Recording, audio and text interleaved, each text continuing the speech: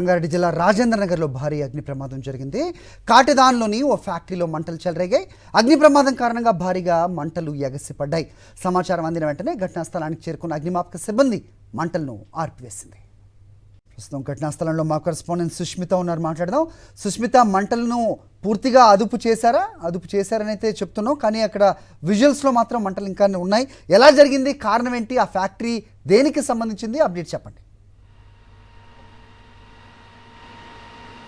సరి ఉదయం తెల్లవారుజామున 5 గంటల ప్రాంతంలో భారీ అగ్ని ప్రమాదం చోటు చేసుకుంది. ఇక్కడ ఒక పారిశ్రామిక వాడ కాటేదాన్లో ఉంటుంది. అయితే ఆ పారిశ్రామిక వాడలో చాలా వరకు బిస్కెట్ ఫ్యాక్టరీకి సంబంధించిన ఇక్కడ కంపెనీలు కనిపిస్తున్నాయి. అయితే ఒక బిస్కెట్ ఫ్యాక్టరీకి సంబంధించిన కంపెనీలో కూడా తెల్లవారుజామున 5 గంటల ప్రాంతంలో అగ్ని ప్రమాదం చోటు చేసుకున్నట్టుగా కూడా ఆ కంపెనీకి సంబంధించిన వారందరూ చెప్తున్నారు. అయితే ఆ సమయంలో కూడా దాదాపు 100 మంది కార్మికులు కూడా ఇక్కడ ఉన్నట్టుగా తెలుస్తుంది. అయితే వెంటనే కూడా షార్ట్ సర్క్యూట్ కారణంగా ఈ ప్రమాదం చోటు చేసుకున్నట్టుగా కూడా ఒకవైపు మేనేజర్ కానీ ఒకవైపు అక్కడ కార్మికులు వారు చెప్తున్నారు. అయితే వెంటనే అలర్ట్ అవ్వడంతో కూడా ఎవరైతే 100 మంది కార్మికులు ఉన్నారో వారందరూ కూడా బయటకు వచ్చిన పరిస్థితి అయితే కనిపిస్తుంది. అయితే మొత్తానికి ప్రాణ నష్టం లేదని చెప్తూ ఉన్నారు. అయితే ఆస్తి నష్టం మాత్రం 2 కోట్ల వరకు ఉంటుందని కూడా కంపెనీ వారు చెప్తున్నారు. ఇప్పటివరకు అయితే అగ్ని ప్రమాదం మాత్రం భారీ ఎత్తున జరిగినట్టుగా చెప్తున్నారు. దాదాపు మొత్తం కంపెనీ మొత్తం కూడా ఏదైతే 2-3 ఫ్లోర్స్ ఉన్నాయో పూర్తిగా కూడా అగ్నికి ఆహుతైన పరిస్థితి. అయితే పైన మ్యానుఫ్యాక్చరింగ్ కంపెనీ ఉన్నట్టు కూడా చెప్తున్నారు. అయితే మొత్తం కూడా బిస్కెట్స్ అన్నిటిని కూడా ప్యాకింగ్ చేస్తున్న సమయంలో నైట్ షిఫ్ట్లో కూడా 100 మంది కార్మికులు ఉన్నారు. అయితే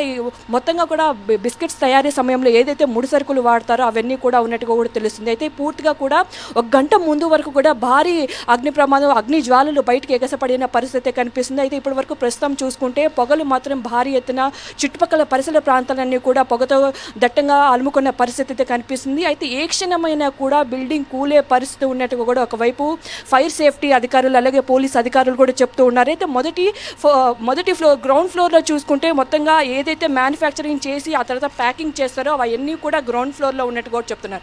పైన మ్యానుఫ్యాక్చరింగ్ జరుగుతుంది, దానికి సంబంధించిన ముడి సరుకు అలాగే పైన కూడా మొత్తం 3 ఫ్లోర్స్ ఉన్నట్టు కూడా చెప్తున్నారు. పైన 2 ఫ్లోర్స్ కూడా పూర్తిగా కూడా అగ్నికి ఆహుతైపోయాయి. అయితే కింద ఏదైతే ఫ్లోర్లో ఉందో వాటికి సంబంధించిన బిస్కెట్స్ ఏవైతే షిప్పింగ్ చేయాలో అవన్నీ ఉన్నాయి, వాటిని మేము తీసుకొస్తామని కూడా కంపెనీ వారు చెప్తున్నప్పుడు కూడా ఏ క్షణమైనా కూడా ఈ బిల్డింగ్ కూలే సిచ్యువేషన్ ఉంది. ఇప్పటికే చాలా వరకు కూడా బిల్డింగ్ ఒరిగిపోయినట్టుగా కూడా చెప్తూ ఉన్నారు. అయితే లోపలికి వెళ్తే చాలా ఇబ్బందులు తలెత్తే అవకాశం ఉండడంతో కూడా లోపల అగ్నిమాపక సిబ్బంది మాత్రమే ఉన్నారు. మిగిలిన వారంతా ఎవరైతే ఉన్నారో వారందరినీ కూడా బయటికి పంపించి వేసిన పరిస్థితి.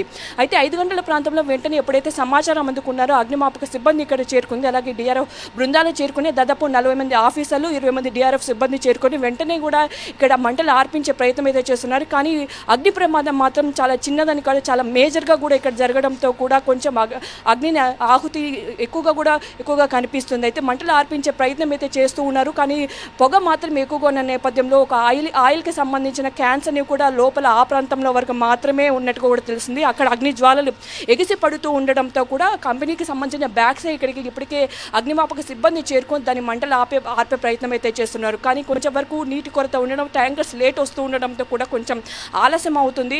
చాలా పెద్ద అగ్ని ప్రమాదం కాబట్టి దాదాపు 2 నుంచి 3 గంటల సమయంలో అయితే పడే అవకాశం అయితే కనిపిస్తుంది. అయితే షార్ట్ సర్క్యూట్ కారణంగానే ప్రాథమిక కారణంగా చెప్తున్నారు. మరిన్ని వివరాలు మాత్రం లోపలి వెళ్ళిన ఏదైతే అగ్ని ఆహుతి నుంచి బయటపడ్డాక కూడా పూర్తి వివరాలు అయితే వెల్లడే అవకాశం అయితే కనిపిస్తుంది. ప్రస్తుతానికైతే కంపెనీకి సంబంధించి చూసుకుంటే 2 కోట్ల వరకు ఆస్తి నష్టం జరిగినట్టుగా కూడా చెప్తూ ఉన్నారు. హరి.